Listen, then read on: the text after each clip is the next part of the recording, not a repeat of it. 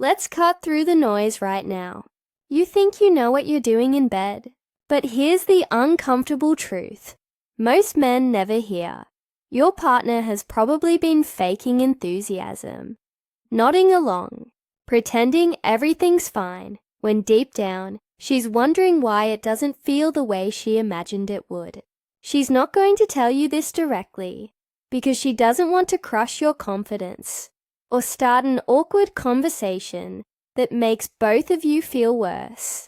But the reality is that most men are operating on autopilot, repeating the same mechanical movements they've seen in adult content, completely unaware that what works on a screen rarely translates to real, satisfying intimacy. What if I told you that with just a few specific adjustments to how you move, how you read her body, and how you control your rhythm, you could transform from someone she tolerates in bed to someone she fantasizes about days later? What if the difference between forgettable and unforgettable isn't about size, stamina, or any of those things you've been worrying about, but rather about understanding 5 crucial techniques that most men never learn?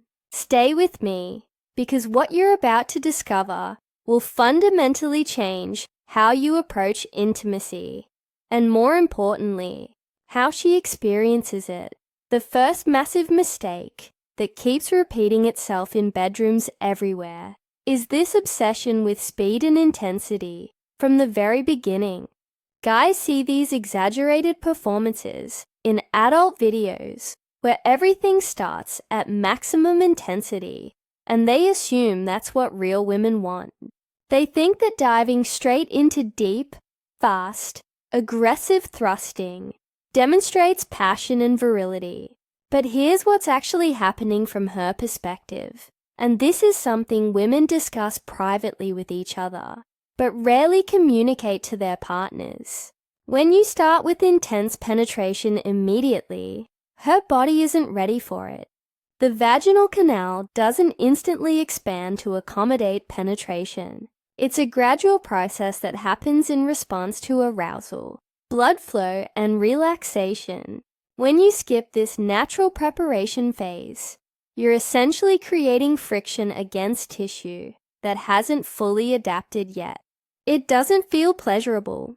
It feels uncomfortable, sometimes even slightly painful. And she's left wondering why something that's supposed to feel amazing is actually just something she has to endure until you finish. The biological reality is that a woman's body goes through distinct phases of arousal, and each phase requires time. During the excitement phase, blood flow increases to her genital area, natural lubrication begins, and the vaginal canal starts to lengthen and widen. This process is called vaginal tenting, and it doesn't happen instantaneously just because penetration has begun.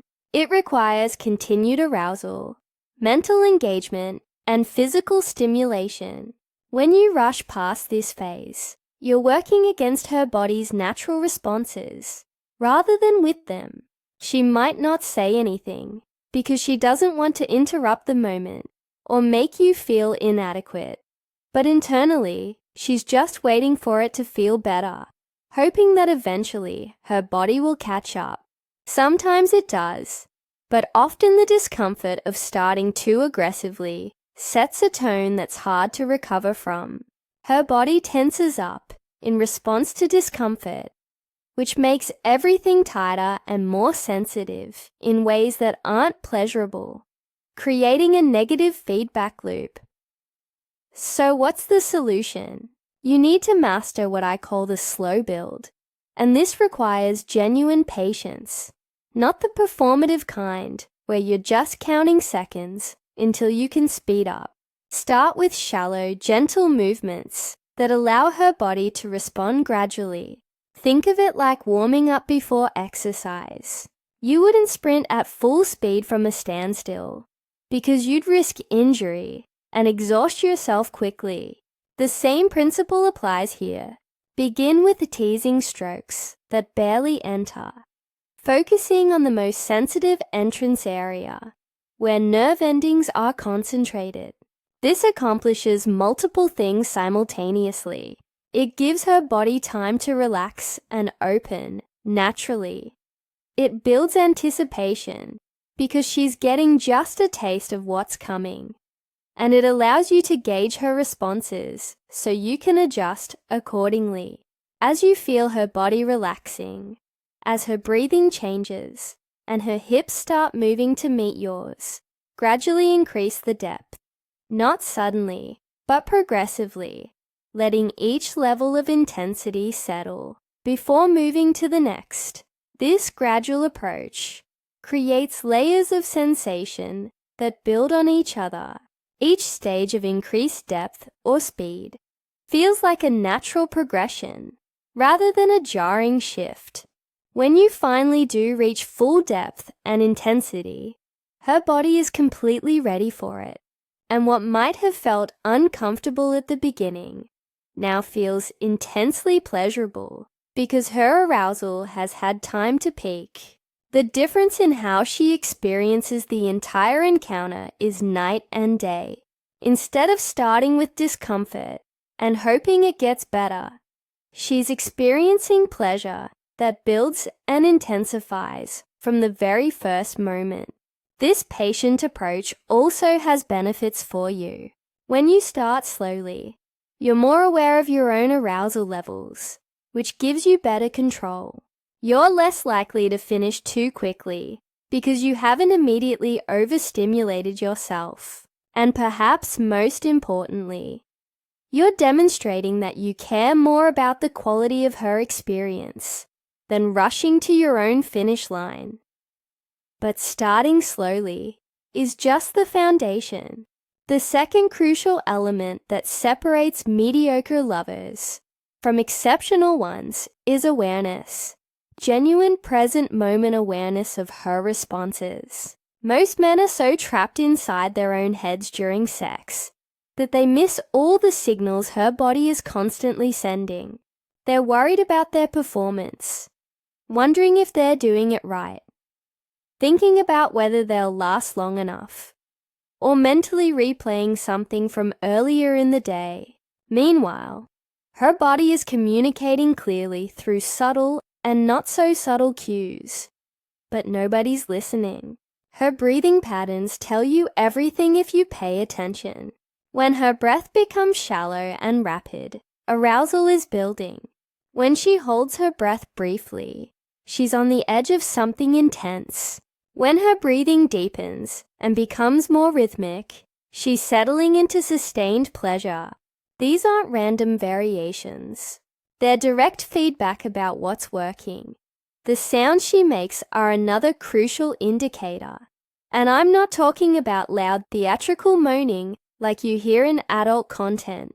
Real pleasure sounds are usually softer, more spontaneous, and more varied. A sharp intake of breath, a subtle moan that she doesn't seem to consciously control, a whispered word or phrase. These authentic responses tell you that what you're doing in that moment is hitting the right notes. When those sounds stop or change to something more neutral or silent, that's information too.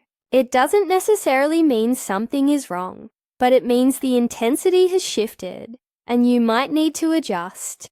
The movement of her hips provides constant feedback as well.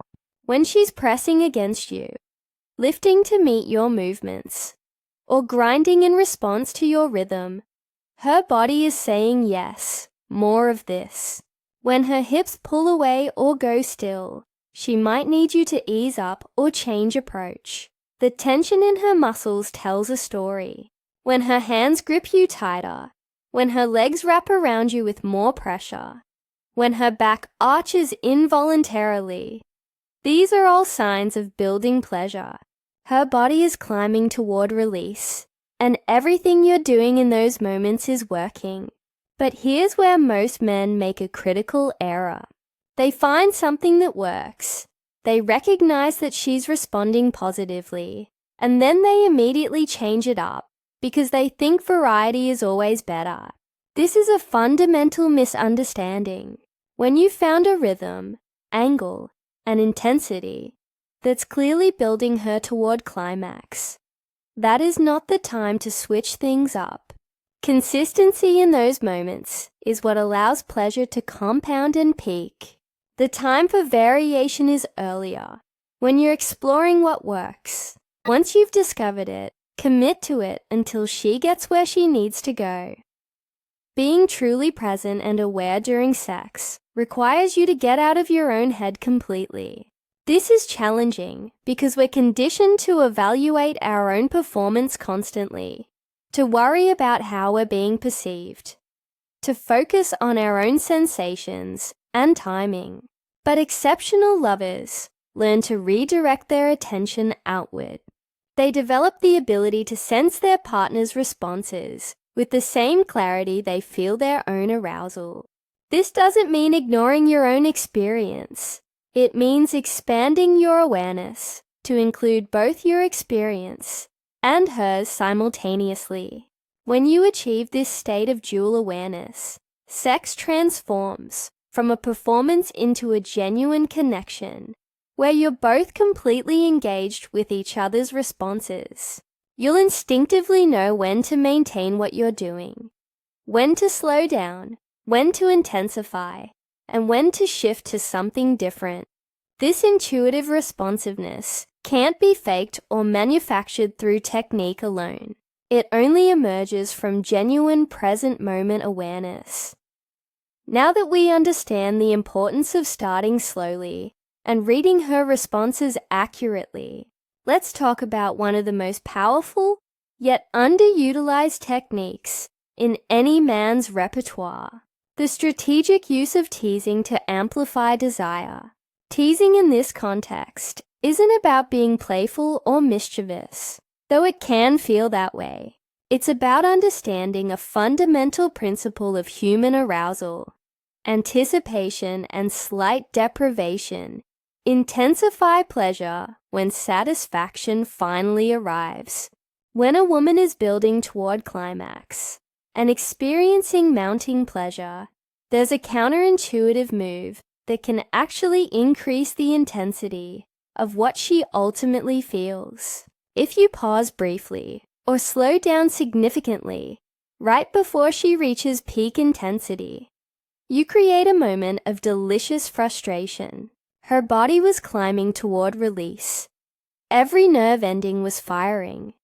And then suddenly, that building sensation plateaus or diminishes slightly. What happens next is fascinating from a physiological standpoint. When pleasure is temporarily reduced, her body doesn't just return to baseline. Instead, her nervous system becomes even more sensitized, more hungry for the stimulation that was just reduced.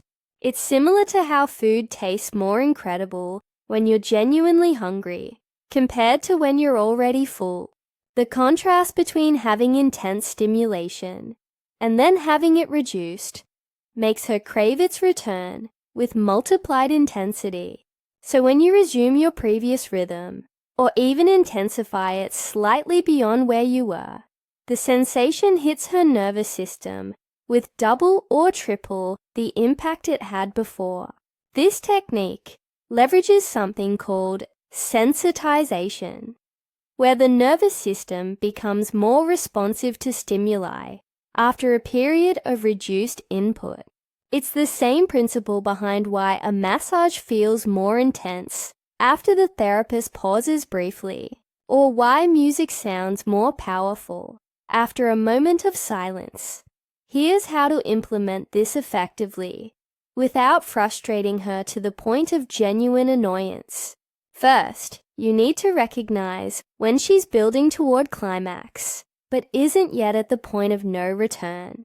This comes back to reading her body. When you notice her arousal escalating, when her responses are intensifying, but she hasn't yet reached that final peak where orgasm is imminent, that's your window. Gradually ease back on your intensity. Don't stop completely. unless you're very experienced with reading her specific responses. Just slow down significantly. Shift to very shallow, gentle movements. Reduce the pressure and pace. Watch her reaction carefully. Initially, there might be a moment of confusion or mild frustration. She might try to pull you deeper or move her hips more urgently to recreate the intensity she was just feeling. This is exactly what you want. That seeking behavior, that increased urgency in her movements, indicates that her desire has just amplified. Let this moment of increased craving build for just a few seconds, maybe 10 or 15 at most. You want her to feel the absence of that intense stimulation, to want it back desperately, but you don't want to hold back so long that her arousal actually decreases. This is a delicate balance that requires attention and practice. Then, gradually or sometimes suddenly, depending on what feels right in the moment, bring back the intensity, return to the rhythm and depth that was working before, or even increase it slightly. The sensation of that return will feel dramatically more intense to her than it did before the pause, because her nervous system is now primed and desperately seeking it. Many women report that orgasms following this kind of teasing buildup are significantly more powerful than those that come from steady, unvarying stimulation. The contrast creates peaks and valleys in sensation that make the final peak feel monumental. However, and this is absolutely critical, timing is everything with this technique. There is a point of no return when a woman is on the immediate edge of orgasm, usually in the final 15 to 30 seconds before climax. If you slow down or stop at this exact moment, it's not teasing, it's ruining her orgasm. The buildup will collapse. She'll lose the thread of arousal she was following, and she'll be genuinely frustrated or even upset. This is not the time for teasing. Once you recognize that she's in that final approach to climax, your job is to maintain exactly what you're doing with unwavering consistency until she finishes.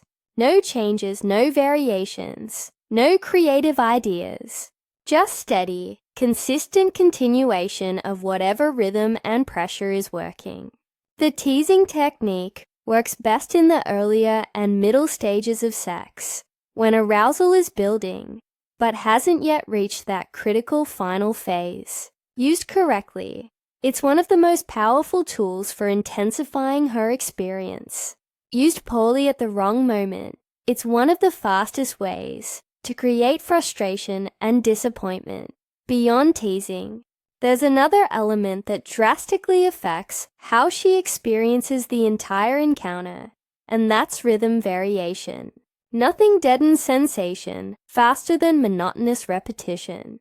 If you maintain the exact same speed, depth, and angle for an extended period, her nervous system does something called habituation. Basically, when the same stimulus is repeated consistently without variation, the nervous system stops responding to it as strongly. It's why you stop noticing the feeling of clothes on your skin after you've been wearing them for a while, or why a constant background noise eventually disappears from your awareness. The stimulus hasn't changed, but your nervous system has tuned it out because it's no longer novel or noteworthy. The same thing happens during sex with repetitive motion. What started out feeling intensely pleasurable gradually becomes just ordinary sensation that she's aware of, but not particularly excited by. This is why changing your rhythm periodically is so crucial for maintaining high levels of arousal and sensation. When you alter the speed, depth, or angle of your movements, you're essentially presenting her nervous system with new information to process. Suddenly the sensation is novel again, and her brain perks up to pay attention. This doesn't mean you should be constantly changing things erratically, which would be just as problematic because it prevents any rhythm from building enough to create momentum toward climax. What you're aiming for is a thoughtful alternation between different intensities and styles that keeps her engaged without being chaotic. Think of it like music, a song that maintains the exact same tempo and volume from beginning to end would be boring no matter how good the melody. But a song that thoughtfully builds and releases tension, that has verses and choruses with different energy levels, that creates dynamics through variation, that's what keeps listeners engaged and emotionally moved. Apply this same principle to your movements during sex. In the beginning stages, when arousal is just starting to build, keep things slow and deliberate. Use deep, measured strokes, where you're fully withdrawing and then slowly pressing back in.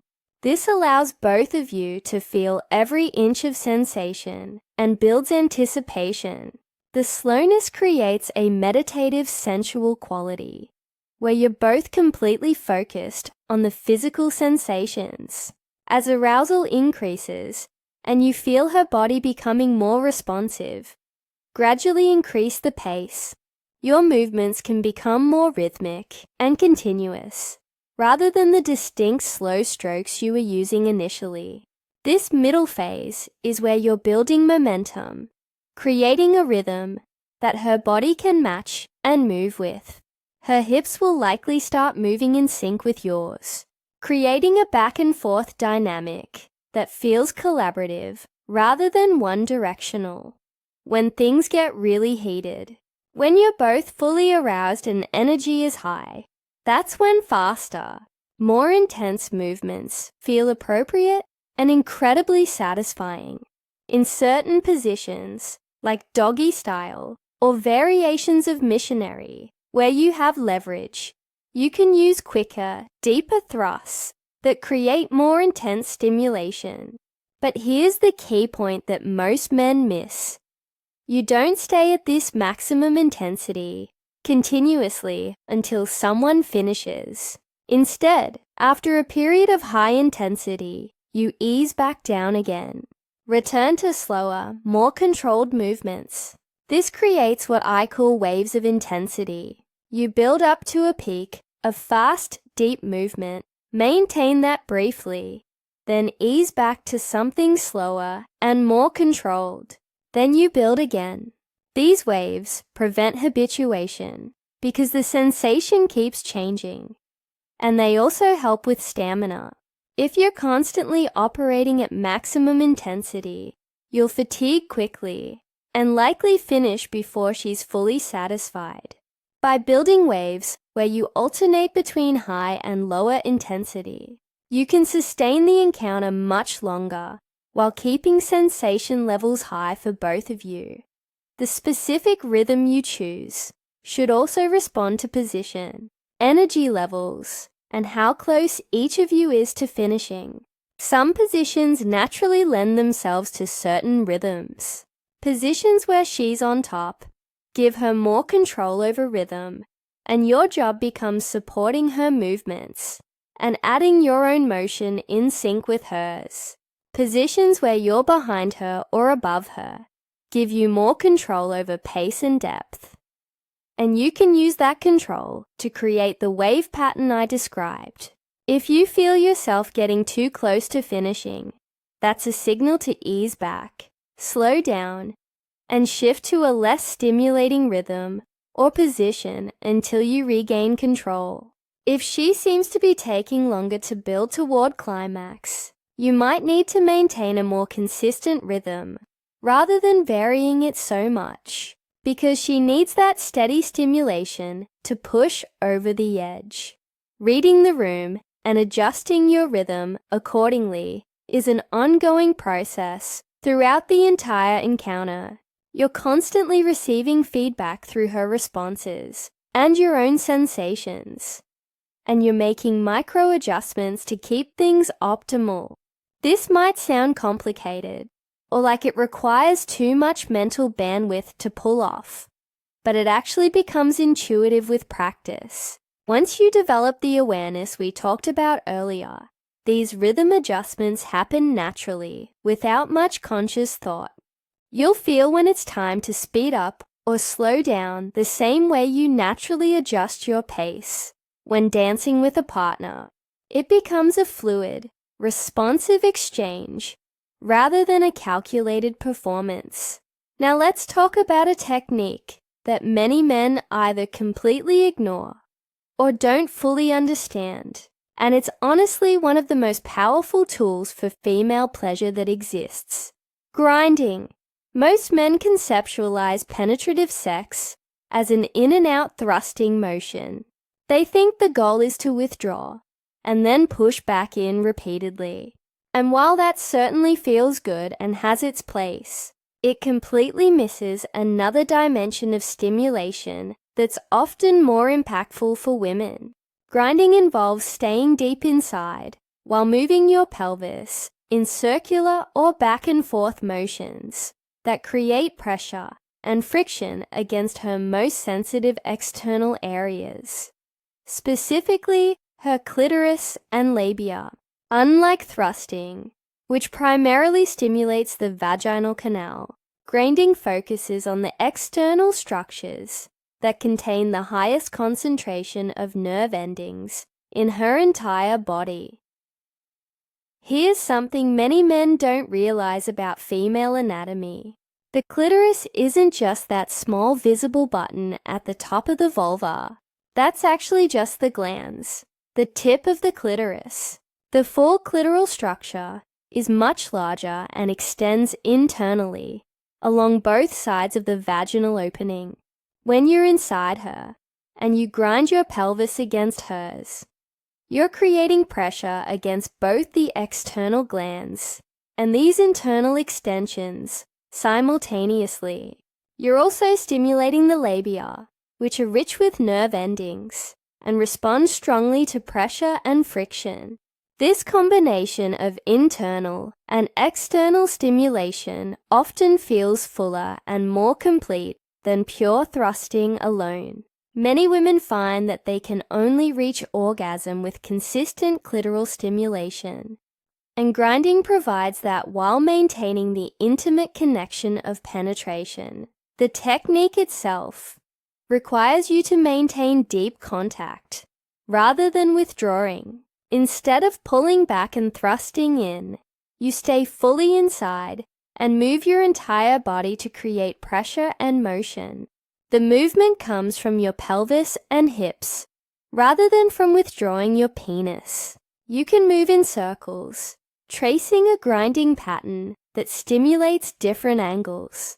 You can rock back and forth, creating a persistent rubbing sensation against her clitoris. You can combine both, alternating between circular grinding and forward-back rocking. The key is maintaining firm, but not painful pressure. You're not just touching the surface. You're pressing with enough force that she feels substantial stimulation, but you're not grinding so hard that it becomes uncomfortable or painful. Positions matter significantly for effective grinding. Missionary and its variations are ideal because they allow full body contact and give you the leverage to create sustained pressure. When you're in missionary, keep your body close to hers, rather than propped up on extended arms. This closer position allows your pubic bone to maintain contact with her clitoris. As you grind, you're using that bone-to-flesh contact to create the stimulation. Cowgirl and reverse cowgirl also work extremely well for grinding because she has control over the angle and pressure. Many women naturally gravitate toward grinding motions when they're on top because it stimulates them more effectively than bouncing up and down. If you're the one on bottom during these positions, you can add your own grinding motion from below, matching and amplifying her movements. One of the major benefits of incorporating grinding into your repertoire is that it gives you much better control over your own arousal and stamina. Thrusting, especially fast and deep thrusting, creates intense friction and stimulation on your penis that can quickly push you toward orgasm. Grinding, by contrast, involves less frictional movement and more sustained pressure, which typically feels less immediately stimulating for men, while feeling more intensely pleasurable for women.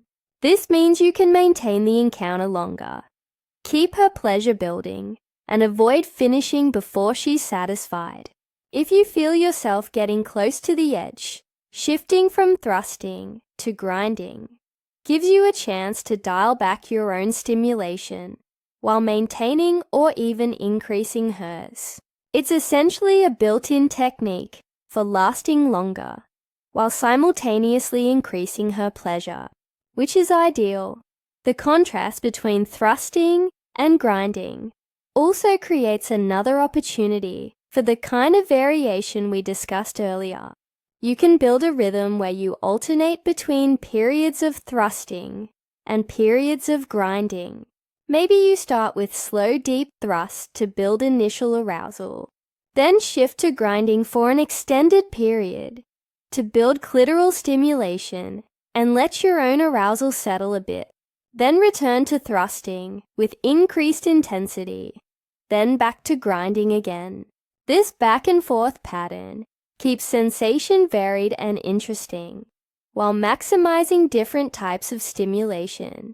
Some women will communicate clearly that they prefer grinding over thrusting, especially as they get close to orgasm. Others prefer a mix of both throughout. The key is paying attention to her responses and asking for feedback when appropriate.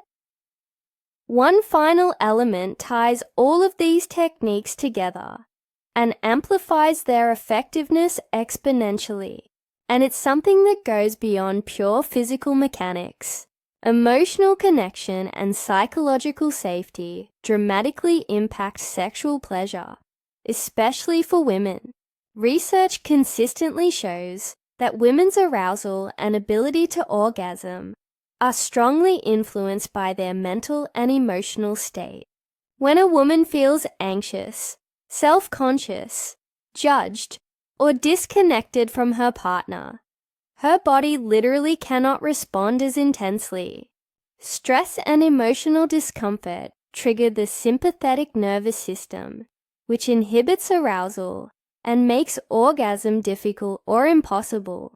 Conversely, when she feels relaxed, safe, desired, and emotionally connected, the parasympathetic nervous system dominates, which enhances arousal, increases natural lubrication, and makes intense orgasms much more accessible. This means that everything we've discussed, the slow build, reading her body, teasing, rhythm variation, grinding, all of these physical techniques become significantly more effective when combined with emotional attentiveness. Creating that emotional safety starts well before sex begins.